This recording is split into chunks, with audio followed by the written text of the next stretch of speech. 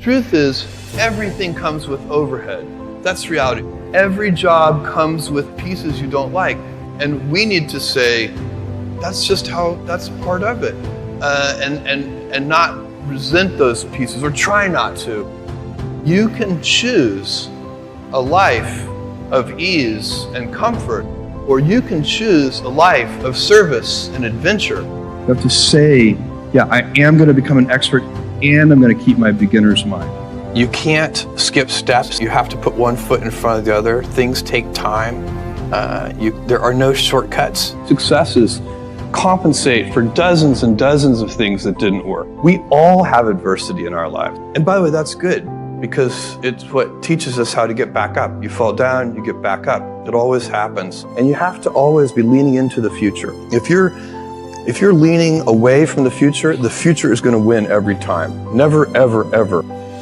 Tomorrow, in a very real sense, your life, the life you author from scratch on your own, begins.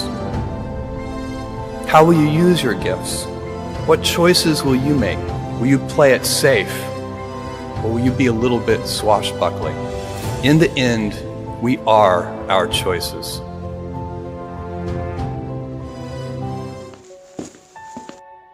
I'm Jeff Bezos. Jeff who?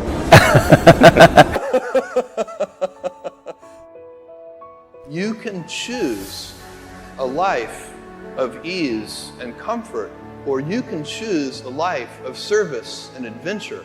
Which one of those, when you're 90 years old, are you going to be more proud of?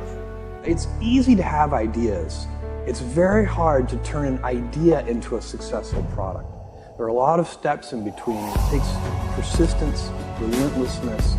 So I always tell people who are, who think they want to be entrepreneurs, you need a combination of stubborn relentlessness and flexibility. And you have to know when to be which. And basically, you need to be stubborn on your vision, because otherwise it'll be too easy to give up. But you need to be very flexible on the details, because as you go along pursuing your vision, you'll find that some of your preconceptions were wrong, and you're going to need to be able to change those things. So I think taking an idea successfully all the way to the market and turning it into a real product that people care about and that really improves people's lives is a lot of hard work. It's very important for entrepreneurs to be realistic. And so if you believe on that first day while you're writing the business plan that there's a 70% chance that the whole thing will fail, and then that kind of relieves the pressure of self-doubt. I mean, it's sort of like, I don't have any doubt about whether we're going to fail. That's the likely outcome. And it just is. And to pretend that it's not will lead you to do strange and unnatural things. As you go about systematically trying to eliminate risk. So you pick whatever you think the biggest problems are, and you try to eliminate them one at a time.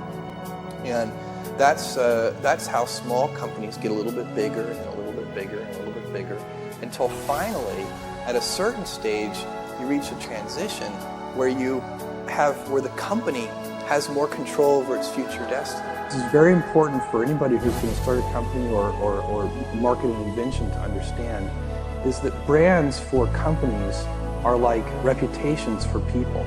And reputations are hard-earned and easily lost.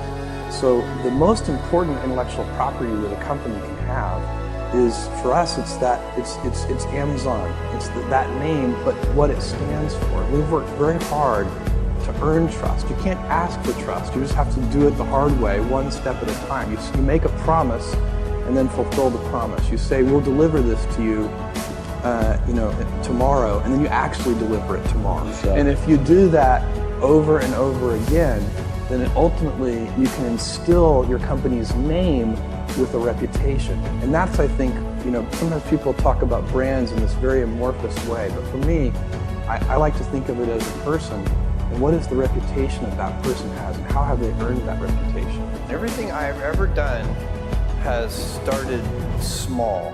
Amazon started with a couple of people, and Blue Origin started with 5 people, and the budget of Blue Origin was very, very small. Now the budget of Blue Origin approaches $1 billion a year.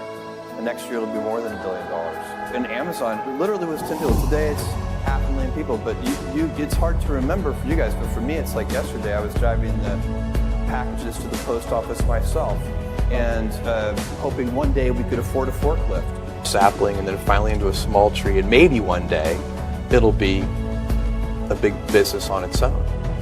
Well, it means step by step ferociously, and it's the motto for Blue Origin. Basically, you can't skip steps. You have to put one foot in front of the other. Things take time. There are no shortcuts, but you want to do those steps with passion and ferocity. And so for me, I've seen small things get big, and it's part of this day one mentality. I like treating things as if they're small. Amazon, even though it is a large company, I want it to have the heart and spirit of a small one. I often tell people that I work with, if you can get, because people have very high standards for how they want their work life to be, and I said, look, if you can get your work life to be where you enjoy half of it, that is a home. That is amazing, because very few people ever achieve that. Because the truth is, everything comes with overhead. That's reality. Everything comes with pieces that you don't like. You could be a Supreme Court justice, and there's still going to be pieces of your job you don't like. You can be a university professor, and still going to be, you have to go to committee meetings, and you have to do, every job comes with pieces you don't like. And we need to say, that's part of it. And not resent those pieces, or try not to, but also try to minimize them. The stress primarily comes from not taking action over something that you can have some control over. So stress comes from ignoring things that you shouldn't be ignoring, I think in large part. So stress doesn't come, people get stress wrong all the time in my opinion. Stress doesn't come from hard work, for example. You can be working incredibly hard and loving it. And likewise, you can be out of work and incredibly stressed over that. A young person should find something that they're passionate about to do. And that's not going to surprise anyone. It's a clear thing to do. It's very hard. If you don't love your work, you're never going to be great at it. And I think people don't dislike hard work. What people dislike is being out of control. Like they can't control their life. They can't control their environment. I really don't like plan Bs. I find plan Bs they defocus you from plan A. Plan B should always be make plan A work.